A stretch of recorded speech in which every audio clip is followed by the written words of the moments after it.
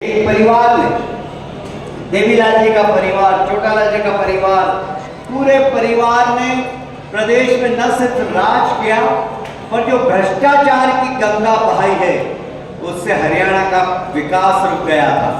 मैं धन्यवाद देना चाहता हूं हरियाणा की जनता को कि 2014 में उन्होंने केंद्र में नरेंद्र मोदी जी को और प्रदेश में मनोहर लाल जी को बिठाकर हरियाणा का विकास सुनिश्चित किया है। कार्यकर्ता बंधुओं, यदि पोलिंग बूथ का कार्यकर्ता प्रत्येक मतदाता से अगर मिलकर पन्ना प्रमुख की टीम बनाकर, पेश प्रमुख की टीम बनाकर घर घर जाकर सबको समझाएं कि नरेंद्र मोदी जी ने देश में क्या किया और मनोहर लाल खट्टर जी ने प्रदेश में क्या किया, यदि ये आपने समझा दिया तो मैं दावे से कहता हूं हरियाणा में हर विपक्षी की जमानत जब्त हो जाएगी। हर एक प्रत्याशी हमारा 10 के 10 लोकसभा के प्रत्याशी जीत के जाएंगे। कार्यकर्ता बंधुओं, आप सब जमीन के कार्यकर्ता, वो कार्यकर्ता हैं हमारे मोदी जी जब भी कोई चुनाव जीतते हैं तो एक ही बात कहते हैं, हमने चुनाव जीता है इन कार्यकर्ताओं के बल पर जीता है। नरेंद्र मोदी जी ने कभी नहीं कहा कि मेरे नेतृत्व में चुनाव जीता है, वो हमेशा एक ही बात कहते हैं, कार्यकर्ताओं की मेहनत के कारण चुनाव जीता है।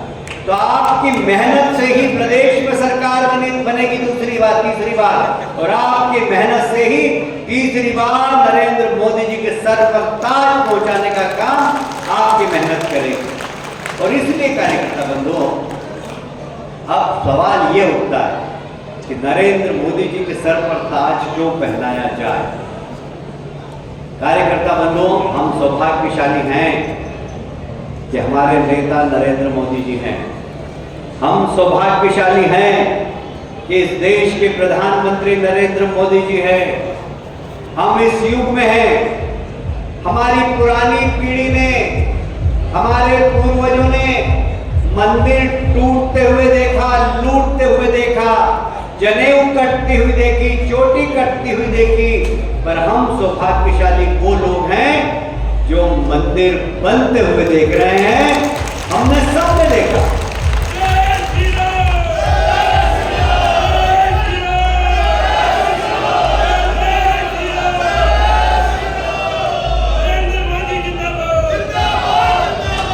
कार्यकर्ता बंधुओं, खाली देश में ही राम मंदिर नहीं बना है, अयोध्या में ही राम मंदिर नहीं बना है, इस्लामिक राष्ट्र सऊदी अरब में पहली बार मंदिर बनाने का काम किया है तो हमारे देश के प्रधानमंत्री नरेंद्र मोदी। मुझे ये कहते हुए बहुत गर्व है कि भारतीय जनता पार्टी ने जब कहा, जो कहा वो करके दिखाया। हमने कहा रामलला हम आएंगे, मंदिर वहीं बनाएंगे, रामलला हम आएंगे, मंदिर वहीं बनाएंगे। कांग्रेस के लोग क्या कहते थे, तारीख नहीं बताएंगे।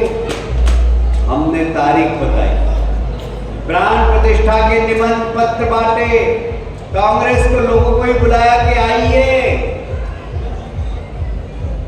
दुनिया का हर व्यक्ति प्राण प्रतिष्ठा में आना चाहता था।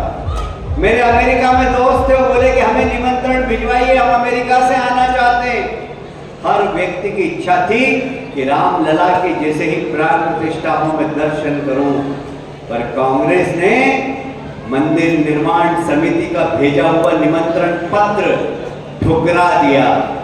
क्या ऐसे लोग जो राम जी का अपमान करें, ऐसे लोग जो राम मंदिर के निर्माण में अवरोध करें, क्या उन्हें इस देश में वोट मांगने का अधिकार है क्या, मैं पूछना चाहता हूं। और इसलिए मैं कहना चाहता हूं, हम सौभाग्यशाली हैं। हमने जो कहा वो किया। हमने कहा कि एक देश में दो निशान, दो विधान, दो प्रधान नहीं चलेंगे, नहीं चलेंगे।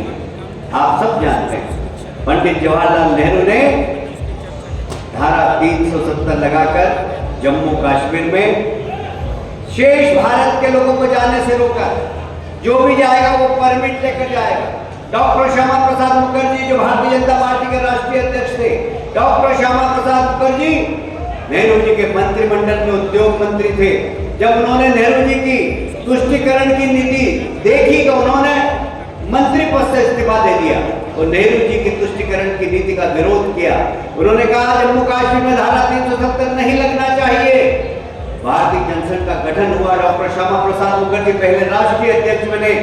डॉक्टर श्यामा प्रसाद मुखर्जी के नेतृत्व में देश भर के जनसंघ के कार्यकर्ताओं ने धारा 370 के खिलाफ जम्मू कश्मीर की जेलों को भर दिया। अटल बिहारी वाजपेयी जी भी उसमें थे। 10,000 से ज्यादा कार्यकर्ता, देश भर के जनसंघ के कार्यकर्ता जम्मू कश्मीर की जेलों में गए, परमिट का विरोध किया। वहीं पर संदिग्ध परिस्थिति में डॉक्टर श्यामा प्रसाद मुखर्जी की मृत्यु हुई थी। इस देश की एकता और अखंडता के लिए सबसे पहला बलिदान यदि किसी का था, डॉक्टर श्यामा प्रसाद मुखर्जी का था। इस देश के अंदर भारतीय जनता पार्टी का था और इसलिए हमने देश की एकता के लिए, अखंडता के लिए, देश के विकास के लिए हमने जो कहा वो करके दिखाया और हमें कहते हुए गर्व है।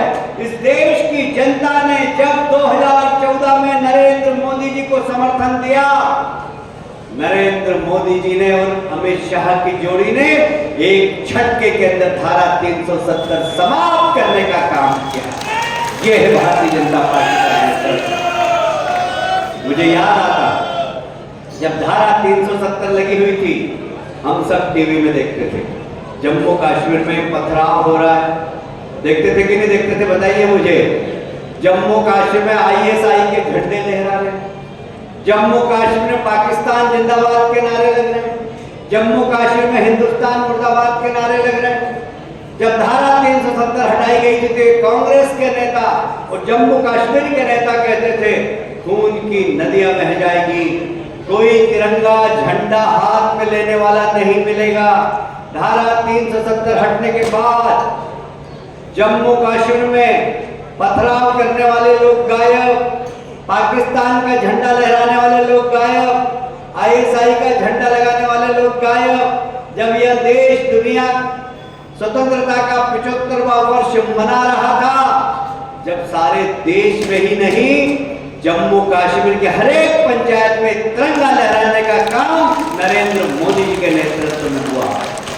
वो सब लोग जो पाकिस्तान जिंदाबाद कहते थे वो सब गायब हो गए। ये नेतृत्व है हमारे नरेंद्र मोदी जी का।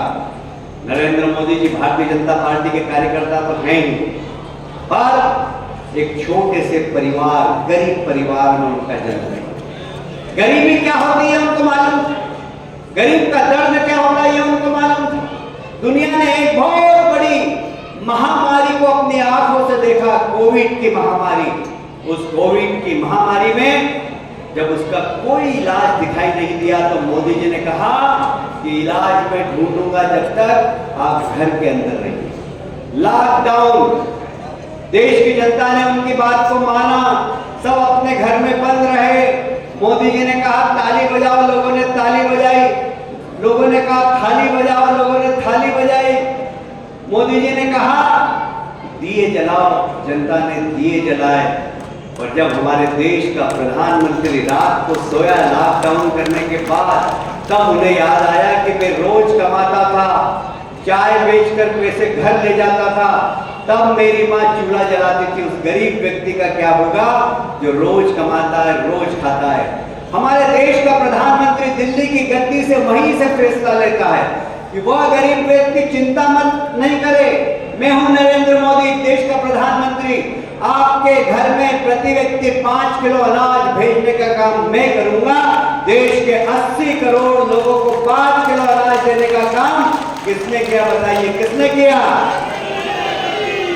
यही नहीं चुके, उन्होंने फिर सोचा कि अनाज तो भेज दिया, पर घर की माताएं तेल कहां से खरीदेगी, बघार कैसे लगाएगी, सब्जी कैसे बनाएगी? जिन माताओं के पास जनधन खाते थे उनको एक बार नहीं, 2 बार नहीं, 3 बार 500 रुपए भेजने का काम किसने किया, मैं पूछना चाहता हूं। ये गरीबों की चिंता करने वाला इस देश में कौन नेता है? सिर्फ गरीबों की चिंता नहीं होती, इस देश के वैज्ञानिकों की भी चिंता होती। आज तक आजादी के बाद कोई भी बीमारी हुई, हमने हमेशा वैक्सीन को आयात किया। हमारे देश के प्रधानमंत्री ने वैज्ञानिकों की पीठ थपथपाई और कहा कि इसको चुनौती की तरह लो, वैक्सीन बनाए। सारे देश के 140 करोड़ लोगों को फ्री में वैक्सीन लगाया। आप सबको लगा कि नहीं लगा?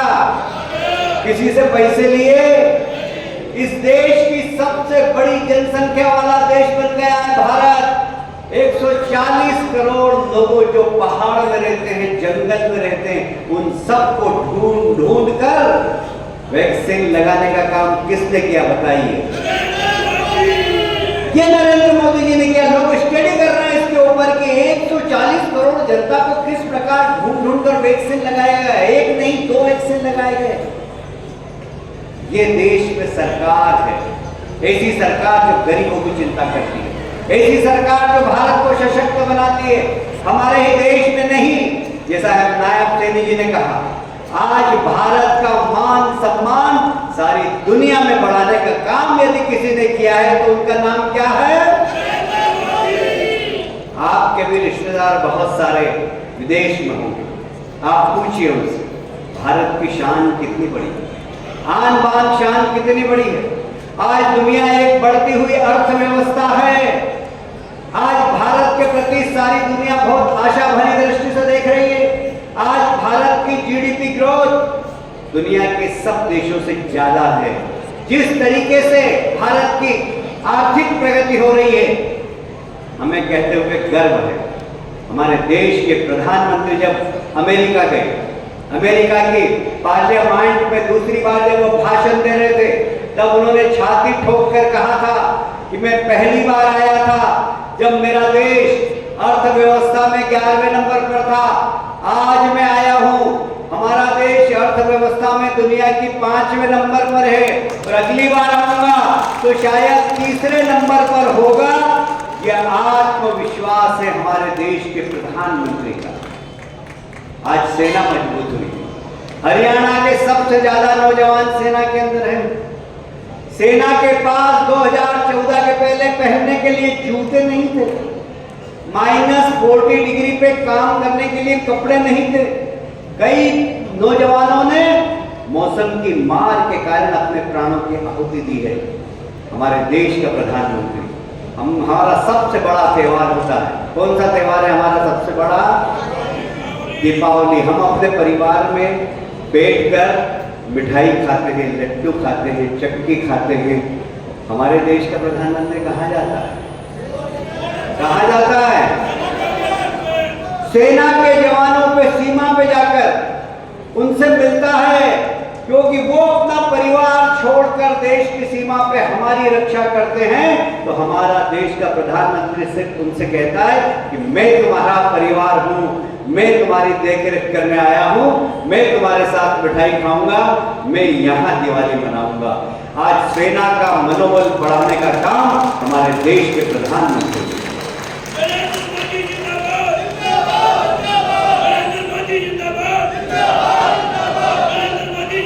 मुझे ये कहने में बहुत गर्व है कि एक गरीब व्यक्ति का दर्द क्या होता है। क्या राहुल गांधी समझ सकता है क्या गरीब व्यक्ति का दर्द? उन्होंने गरीबी देखी। हमारे यहाँ कहावत है, जाके पैर न फटे पिवाई, वो क्या जाने पीर पराई। जिसके पैर में अगर फटते नहीं उसको दर्द का क्या पता। गरीब का दर्द क्या होता है? वह गरीब जिसके घर पर पक्की छत नहीं हो, वह गरीब जिसके पास 2 जून खाने के लिए आटा नहीं हो, उसके घर आटा भेजने का काम देश का